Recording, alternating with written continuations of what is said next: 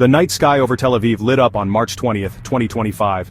Hamas launched 3 long-range rockets towards the city, marking the first attack since the recent ceasefire crumbled. While 2 rockets landed in open areas, one was intercepted by Israel's Iron Dome defense system. Though physical damage was minimal, the psychological impact was profound. Hamas claimed responsibility, citing Israeli massacres against civilians as justification. The group vowed to continue its armed struggle until Israel ends its occupation of Palestinian territories. This latest escalation comes after a 2-month ceasefire collapsed earlier in the week. The ceasefire had brought a much-needed respite from the violence. However, underlying tensions and mistrust remained. The recent breakdown in negotiations has led to a dangerous cycle of attack and retaliation. Both sides seem locked in a deadly embrace, with no clear path to a lasting peace. The international community condemned the rocket attack and called for restraint. However, the situation on the ground remains volatile. The hope for a peaceful resolution remains, but the path forward is fraught with challenges. Israel responded swiftly and forcefully to the Hamas rocket attack. Within hours, Israeli warplanes roared over Gaza, launching a series of airstrikes targeting Hamas infrastructure. The strikes hit tunnels, weapons depots, and militant hideouts. The Israel Defense Forces also initiated a new ground operation in northern Gaza. 2 battalion combat teams and the 188th Armored Brigade were deployed to the area.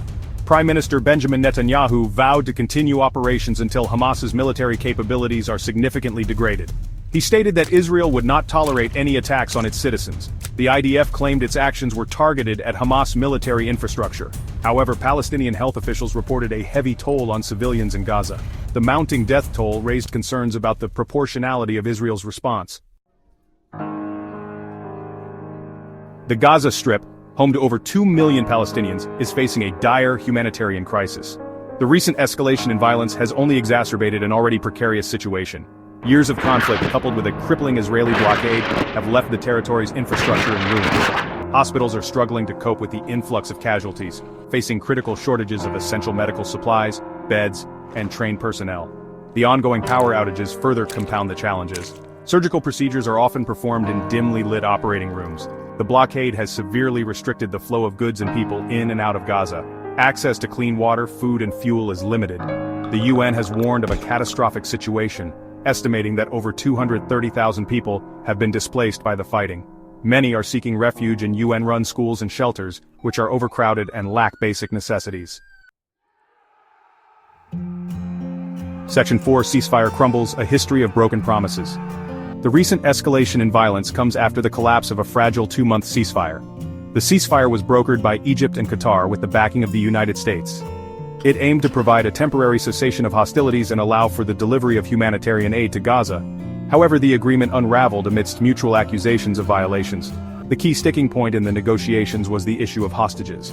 Hamas holds several Israeli civilians and the bodies of 2 soldiers captive.